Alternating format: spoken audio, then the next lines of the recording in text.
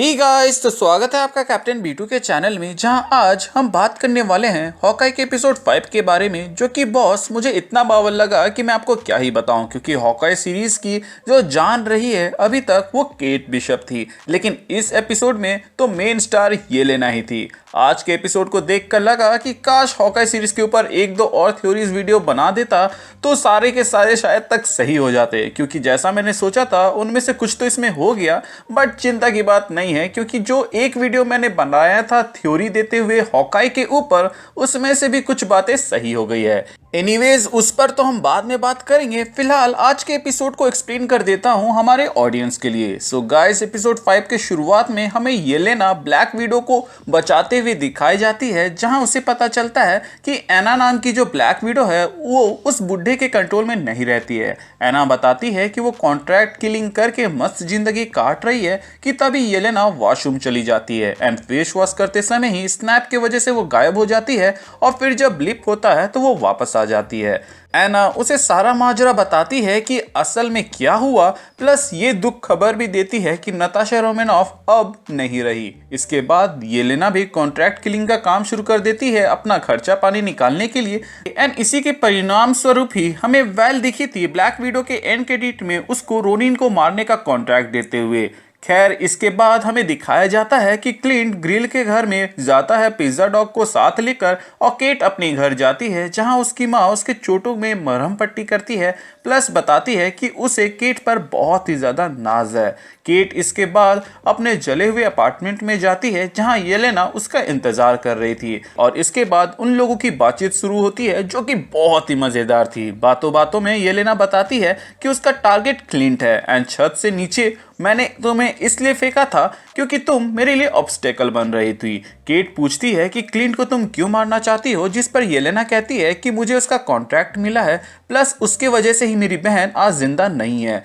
Clint ने जितने लोगों को मारा है उससे तो खून की नदियां बह सकती है, जिसके जवाब में केट कहती है कि माना कि क्लिंट ने गलतियां की है, बट गलतियां किससे नहीं होती है, और तुम्हें हायर किया गया है क्लिंट जैसे इंसान को मारने के लिए, तो सबसे पहले तो तुम्हें उसके बारे में पता करना चाहिए कि किसने तुम्हें हायर किया और वो कितना दूध से धुला हुआ है। येलेना को ये बात दिल पे लग जाती है, और आगे जाकर वो पता लगाती है कि उसको ये कॉन्ट्रैक्ट किसने दिया है। लेकिन उस काम में लगने से पहले वो केट को वार्निंग देके जाती है कि दोबारा से अगर वो उसके रास्ते में आई तो उसका अंजाम अच्छा नहीं होगा। इसके बाद केट जब घर पहुंचती है तो वो देखती है कि एलेनोर जैक को पुलिस के हवाले कर देती है अपनी बेटी का ट्रस्ट जीतने के लिए। केट क्लिंट को बैक टू बैक कॉल करती है पर वो फोन नहीं उठाता। वहीं दूसरी ओर क्लिंट मामले की गंभीरता को समझते हुए डिसाइड करता है कि वो सबसे अकेले ही एक एक करके डील करेगा, क्योंकि बात अब उसकी फैमिली तक आ चुकी है। वो नहीं चाहता था कि जो मेन बॉस है उस तक ये बात पहुंचे।